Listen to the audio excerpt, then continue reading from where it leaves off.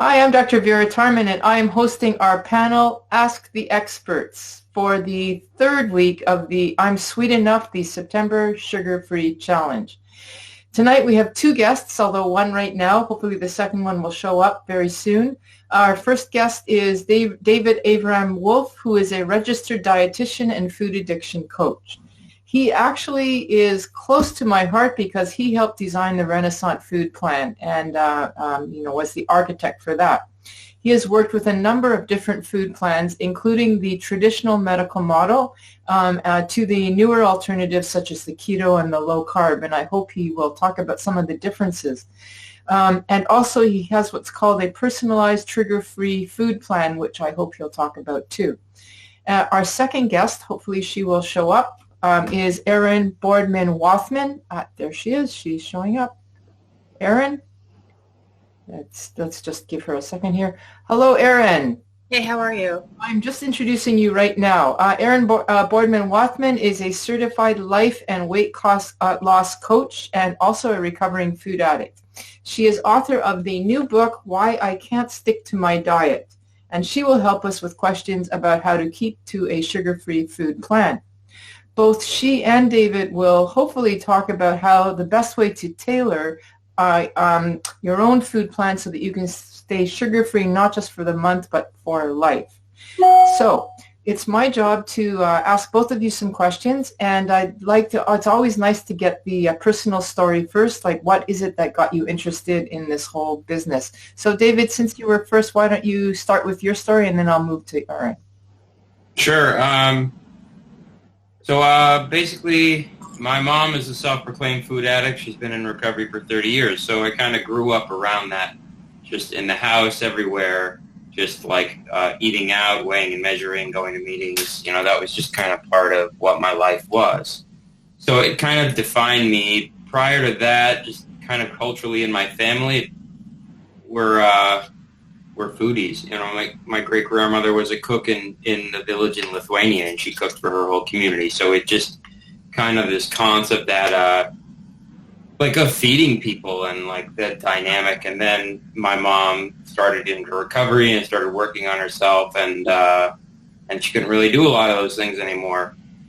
So that kind of changed. And then ultimately, actually, I had a stint where I was an artisan bread baker, but I don't eat those things anymore. I was going to ask you about that. That's how I first saw you. You had this website about baking bread.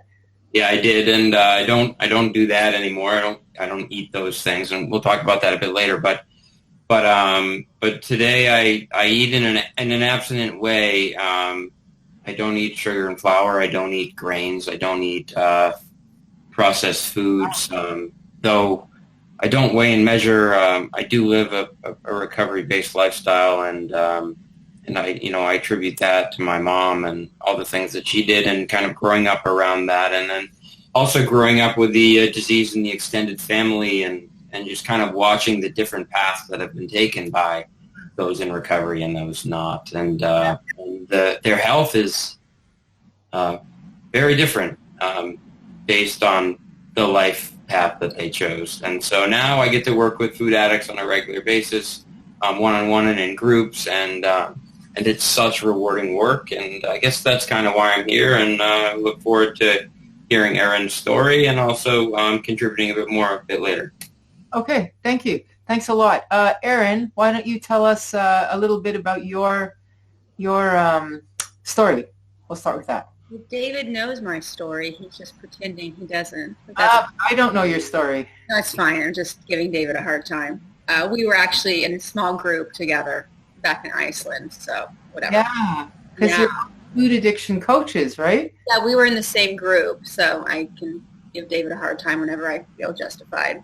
He doesn't like it. No, I was always like having not huge, but like same 20 or 30 pounds.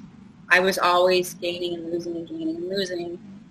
And I was always looking for like the next diet, like what was the answer? Was it over-exercising? Was it, paleo? Was it the zone? Was it, whatever the new fad was?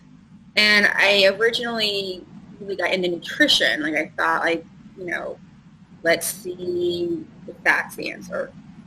And then I ran across this woman in Iceland who knew all about food addiction, and I just contacted Esther randomly just to see like what the whole thing was about, because I'd heard some rumblings about like sugar being addictive, but that obviously didn't apply to me because I was always in the normal BMI range. So it never felt like I had a problem, because you would never have thought twice. Like no one ever said anything to me. Like I was getting cavities all the time, and my skin was breaking out, and all these other symptoms. But no, like looking back on it, I'm like, how come like they just kept drilling my cavities? Like they kept putting stuff on my face. There was no connecting of the dots. Of, so what are you eating all day? You know. But it wasn't until I reached out to her, just more of a like, so what are you doing? And we started talking, and she let me in on the first round of InFact, like a couple weeks late, so to catch up. And that's how I got involved with the whole food addiction world and everything about it, because I didn't really know it was even a thing, really. Like, I'd never been to a meeting before. I had never really known that there was this whole world of, like, I think I knew about OA. I knew about AA, definitely. But I didn't know that there was, like, OA meetings, like, around the corner from me. I was very clueless of that whole segment of looking at food as, like, an addiction. Like, I knew there were people that were overweight. I knew there was gastric bypass. I knew there were people that had lost a bunch of weight, like on Weight Watchers or Jenny Craig, but I didn't have any real knowledge of the concept of food addiction, nor did I understand that you could be a food addict and still shop at a normal store. Now, would you consider yourself now, Erin, a recovered food addict or a recovering one? Because I understand you're in the field working. Would you say that you're... because this sounds like this was all relatively new for you. Yeah, it was 2 years ago. Yeah, I definitely do not eat sugar. I don't drink Diet Coke or any of the sugar and grains, all that stuff. I've learned it doesn't work well for me. I do not go to meetings like I used to, because that wasn't necessarily like the best fit. But I do know that, like, for my own peace of mind, like, I can't even go in that section of the grocery store. It just doesn't work. Okay. All right. Well, thank you both for telling your story. Now, you each have your own practice, I guess. You want to explain a little bit, David, about what you do? Well, you know, I'm really interested because you have a history of being in the medical model, and God, how hard was it being there? And what made you leave that, and where did you leave to? It's a big question, so pick what you want. Sure.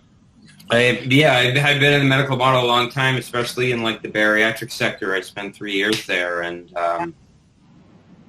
it's a really unique population, because the people that are there are like, finally we have this sector in Western medicine where people want to change, right? That's why they're there. Yeah. And we're just like not giving them all the information that they need to be successful, like telling them what's really going on. And so I think it was really interesting to be there, and also eventually it got very exhausting because I couldn't help people, because the funnel, I mean, the industry is led by the financial gains made by operations.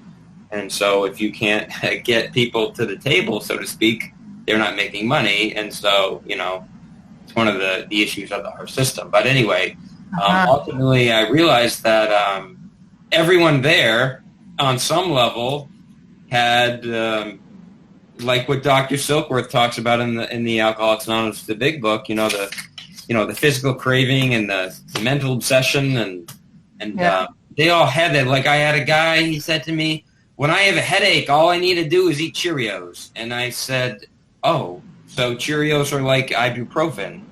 And he's like, oh, no, I didn't say that. And so, that's what we're really dealing with. It's like really large level of denial. And I finally realized that I wanted to help people with food addiction who knew what that meant. whether they were self-proclaimed food addicts or not, they recognized that they had absolutely no control over their eating.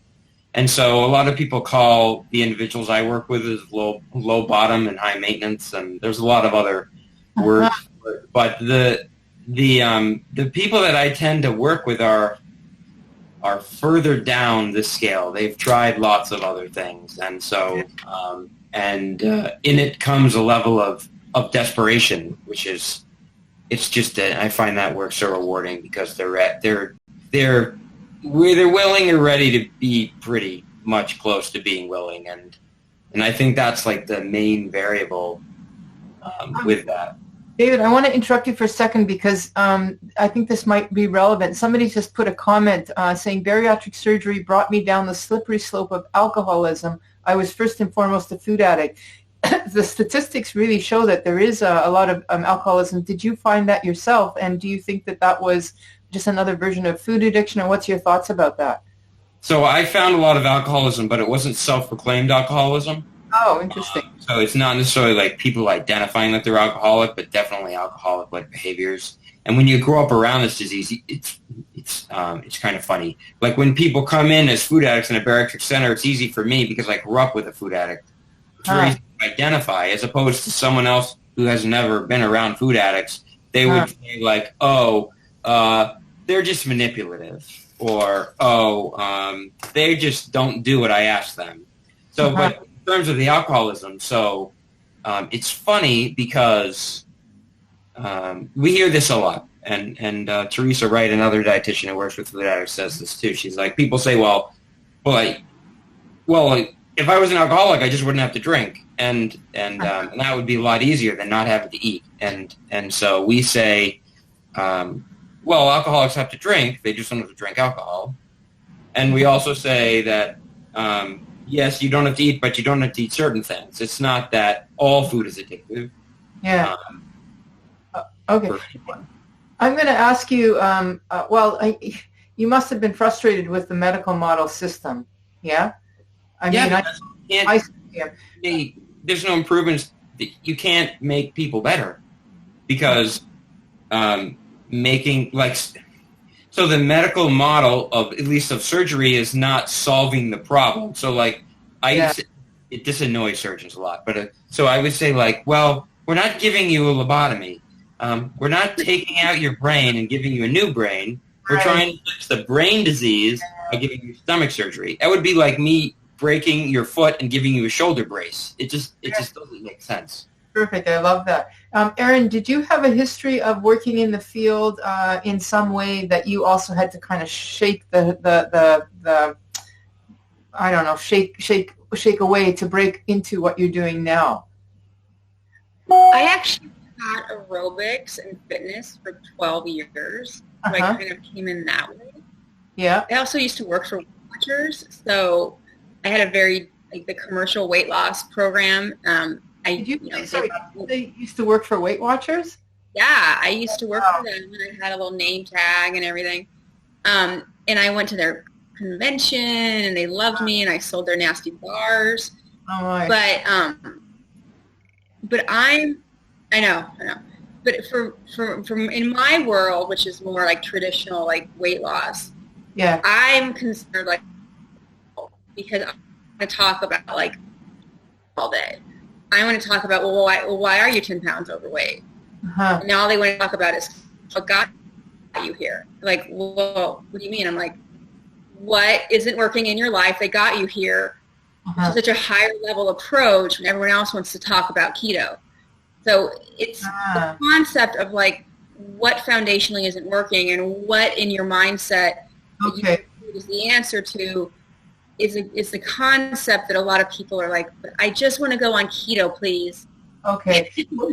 if I were to ask you what it is that you offer that's different than what's out there, it's more than just the food plan. You're also trying to scrape behind that. Yeah, I mean, I would say 95% of it is the foundation of why did you go to food in the first place and what is going to stop you from going to food after you lose the 10, 20, or whatever pounds you think the problem is. Because when people tell me diets don't work, I'm like, why do you say that? Because you read it in a magazine, or because you're not willing to make the changes in the way you live your life? Not just the food you pick up, but the way you look at food and the way you look at everything, in which you're looking for an external solution for an internal